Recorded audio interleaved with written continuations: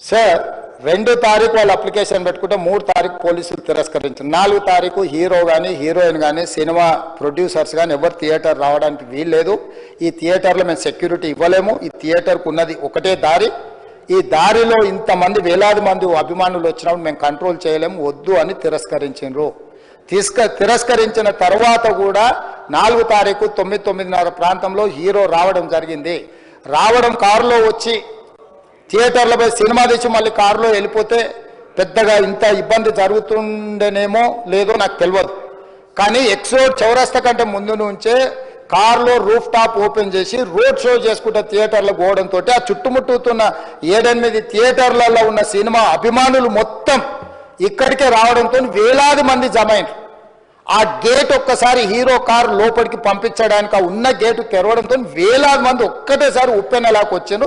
ఆ ఉప్పెనలో చనిపోయిన రేవతి, ఆమె కొడుకు, భార్య, భర్త, కూతురు వాళ్ళు అలాగైపోయి కొడుకు తల్లి ఒక పక్కన పోయి ఆ జనాల నుంచి తప్పించుకొని టికెట్ చేసుకొని ఆ తొక్కిసలాటలు హీరోను థియేటర్ లోపలికి తీసుకుపోవాలనుకున్న టైంకి అతను బండి మీద రోడ్ షో చేసి దిగేటప్పటికి వేలాది మంది హీరోను కలవడానికి చొచ్చుకొచ్చారు ముందుకు. అసలు అంటే ఈ రకమైన వాతావరణంలో అతన్ని లోపలికి తీసుకువెళ్లాల్సిన సందర్భంలో అతను ప్రైవేట్ సెక్యూరిటీ ఇవాళ మనం ఫంక్షన్లలో బౌన్సర్లు అని మనం చూస్తూ ఉన్నాం. 50-60 మంది సరిగ్గా లెక్క తెలియదు, 50-60 అని అంటున్నారు, నెంబర్ 4 ఎక్కువ తక్కువ. ఆ బౌన్సర్లు అందరు మీదికి వచ్చే అందరు అభిమానులను విపరీతంగా అడ్డంగా ఎట్ల పడితే అట్లా తోయడంతో అటు నుంచి అభిమానులు హీరోని చూడాలి, కలవాలని ఒకవైపు నుంచి వాళ్ళని హీరో దగ్గరికే రానియొద్దని ఆయన ప్రైవేట్ సెక్యూరిటీ వెనక్కి నెట్టడం వల్ల ఈ తొక్కిసలాటలో హీరో థియేటర్కి వెళ్ళి లోపలికి వెళ్ళి చూసినాక పోలీసులు ఈ మొత్తం క్రౌడ్ని ఈ మొత్తం అక్కడ ఉన్న జమైన జనాలను అందరిని కూడా తీస్తే ఒక తల్లి కొడుకు అక్కడ శవాలుగా పడి ఉన్నారు. ఆ తల్లి అంత తొక్కిసలాటలు కూడా నేను ఆ వీడియో చూసిన ఆ తల్లి లోపలికి వచ్చినప్పుడు కొడుకు చేయి పట్టుకొని ఎంత జాగ్రత్తగా కొడుకుని తీసుకొని వస్తుందో తల్లి ప్రేమ ఎట్లుంటుందో అక్కడ నాకు చూసి నాకు అర్థమైంది.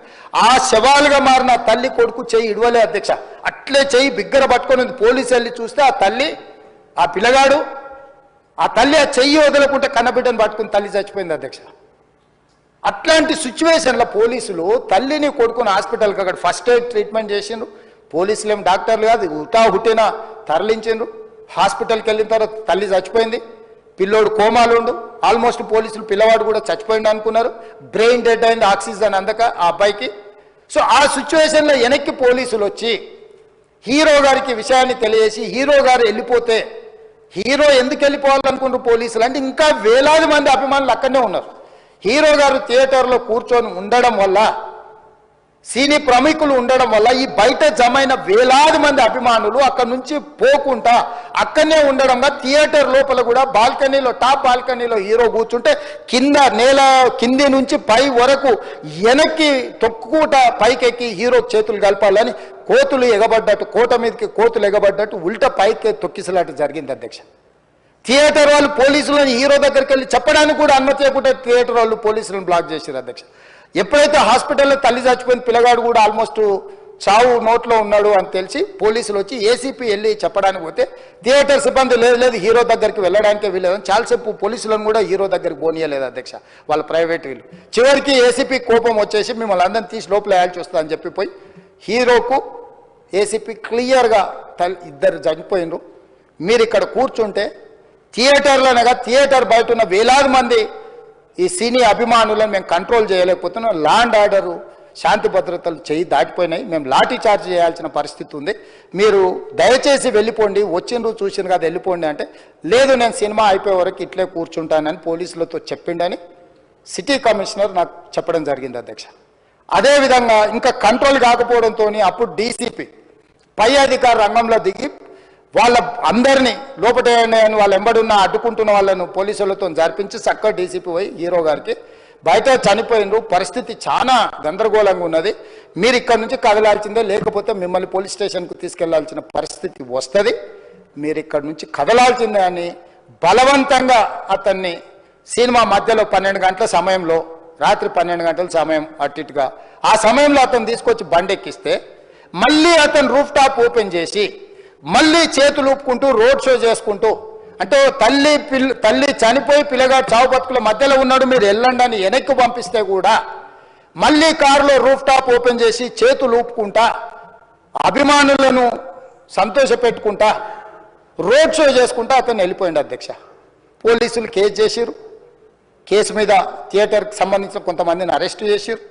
అరెస్టు చేసి 10-11 రోజుల తర్వాత పోలీసు హీరో గారింటికి వెళ్ళిండ్రు. మీరు కూడా కేసులో A11 మీ మీద కేసు ఉందని చెప్పడానికి పోలీసులతో దురుసుగా ప్రవర్తించిండు. మీరు ఆ వీడియోలన్నీ కూడా చూసిండ్రు.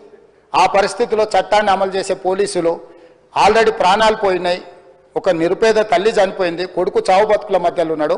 ఆ రోజు కోర్టుల కేసులు కూడా వస్తున్నాయి. కోర్టుకు కూడా మీరు విచారణలు ఏం చేసిండ్రని కోర్టుకు కూడా పోలీసులు జవాబు చెప్పాల్సిన పరిస్థితి ఉండే అధ్యక్ష. దాంతో మాట్లాడితే వాళ్ళు చాలా బాధ్యతారహితంగా సమాధానాలు ఇచ్చారని మా పోలీస్ సిబ్బంది చెప్తాను. దాంతోనే అతన్ని పోలీస్ స్టేషన్ తీసుకెళ్ళారు అధ్యక్ష. ఇక్కడి వరకు ఒక హీరో, ఒక థియేటర్లో జరిగిన సంఘటనలు, వీటన్నిటి నేపథ్యంలో పోలీసులు వాళ్ళ విధి నిర్వహణ నిర్వహించారు అధ్యక్ష. ఎప్పుడైతే అతను పోలీస్ స్టేషన్కు తీసుకెళ్ళిరో కొన్ని రాజకీయ పార్టీలు పైశాచికంగా ఎంత నీచంగా నన్ను తిట్టుకుంటా పోస్టులు పెట్టినరంటే, అంటే తెలంగాణ समाजంలో मलकपेट बलाला साहब के कॉन्स्टिट्यूंसी के वोटर है, उन लोग मलकपेट के छोटे नौकरी, उसका नौकरी अकबर साहब वो 30,000 नौकरी करता है, उसके परिवार में कोई कमाई नहीं है, एक टिकट 3,000 रुपए में खरीदा, वो बच्चा उनका फैन है बोल के उनके परिवार 12,000 रुपए रखकर 4 टिकट खरीद के पिक्चर को गए. 30,000 महीने को कमाने वाले నెలకు 30,000 జీతంతో పనిచేసి ఒక ప్రైవేటు చిన్న దాంట్లో ఉద్యోగం చేసుకునే తండ్రి తన కొడుకు ఆయన అభిమానాన్ని కుటుంబము 12,000 రూపాయలు 3,000కు ఒక టికెట్ 12,000 రూపాయలు పెట్టి సినిమా థియేటర్కి వెళ్తే థియేటర్లో చనిపోతే చనిపోయిన 11వ రోజు వరకు వీళ్ళు ఎవరు హీరో కానీ ప్రొడ్యూసర్ కానీ ఎవరు కానీ ఆ కుటుంబాన్ని చనిపోయిన కుటుంబాన్ని కానీ హాస్పిటల్లో చావు బతుకుల మధ్యలో ఉన్న పిల్లవాడిని పరామర్శించడానికి కూడా పోలేదు అధ్యక్ష. ఇది ఏ రకమైన మానవత్వం అధ్యక్ష? నాకు అర్థం కాలే.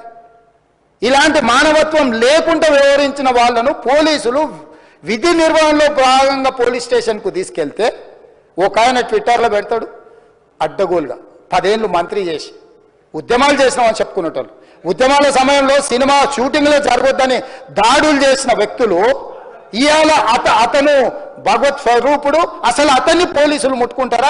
అసలు ఈ రాష్ట్రం ఏమైపోతుంది? రాష్ట్రం ఉంటుందా? ఈ రకంగా రాజకీయ పార్టీలు అధ్యక్ష, రాజకీయ పార్టీలు ప్రజాప్రతినిధులుగా చనిపోయిన ప్రాణాల విలువ లేకుండా చావుకు కారణమైన ప్రత్యక్షంగా పరోక్షంగా అయిన వాళ్ళని పోలీస్ స్టేషన్కు విచారించడానికి పిలిస్తే కూడా అది కూడా తప్పుపట్టి ప్రభుత్వాన్ని బద్నాం చేయాలి, ముఖ్యమంత్రిని తిట్టాలని ఎంత నీచమైన భాష వాడింది అధ్యక్ష. యూట్యూబ్లలో మీరు చూడండి.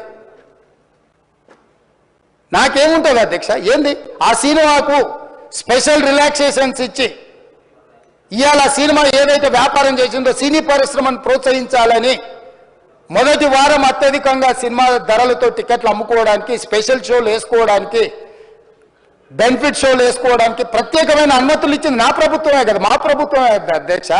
సినీ పరిశ్రమను ప్రోత్సహించాలనే మా విధానం. ప్రోత్సహించే క్రమంలో తెలంగాణ ప్రజల ప్రాణాలను తీసుకోమనే, ప్రాణాలు తీసుకుంటే కూడా వాళ్ళని ఏమనొద్దానంటే మీరు లా చేయండి అధ్యక్ష. మరి స్టేట్కు లా అథారిటీ ఉందో లేదో నాకు తెలియదు, కానీ star, film star, super stars or political stars is having some special privilege.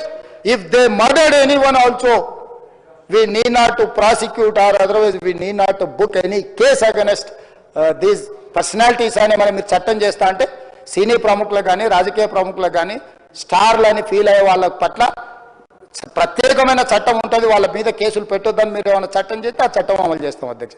ఈ రోజున్న డాక్టర్ బాబాసాహెబ్ అంబేద్కర్ ఇచ్చిన చట్టం ప్రకారము దీనికి కారణమైన వాళ్ళను ప్రత్యక్షంగా పరోక్షంగా కారణమైన వాళ్ళందరి మీద కేసులు కట్టి పోలీసులు విచారణ చేయాల్సిందే, బాధితులను శిక్షించాల్సిందే అధ్యక్ష.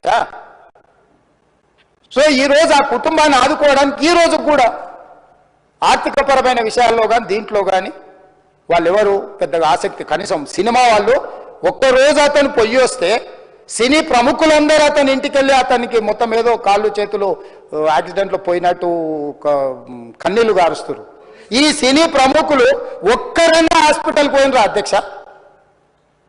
నేను సూటిగా తమ ద్వారా సినీ ప్రముఖులను నేను అడుగుతున్నా అధ్యక్ష, తల్లి చనిపోయి 9 సంవత్సరాల పిల్లగాడు బ్రెయిన్ డెడ్ అయ్యి ఆక్సిజన్ అందక 20 రోజుల నుంచి హాస్పిటల్లా కోమాలో ఉంటే ఈ సినీ ప్రముఖులు ఒక్క రోజు కోసం పోలీస్ స్టేషన్ పోయిన ఇంటికాడ క్యూ కట్టి ప్రభుత్వాన్ని తిడుతున్నారు, నన్ను తిడుతున్నారు, అతన్ని పరామర్శిస్తున్నారు. ఏమైంది అధ్యక్ష? అతను కాలు పోయిందా, కన్ను పోయిందా, చేయి పోయిందా, ఏమైనా కిడ్నీలు దెబ్బతిన్నా, ఏమైంది? అతన్ని ఇంతమంది సినీ ప్రముఖులు పరామర్శించారు, కలిసిండ్రు, అభినందించారు. కానీ ఆ పిల్లగాన్ని కనీసమన్నా పరామర్శించడానికి సినీ ప్రముఖులు ముందుకు రా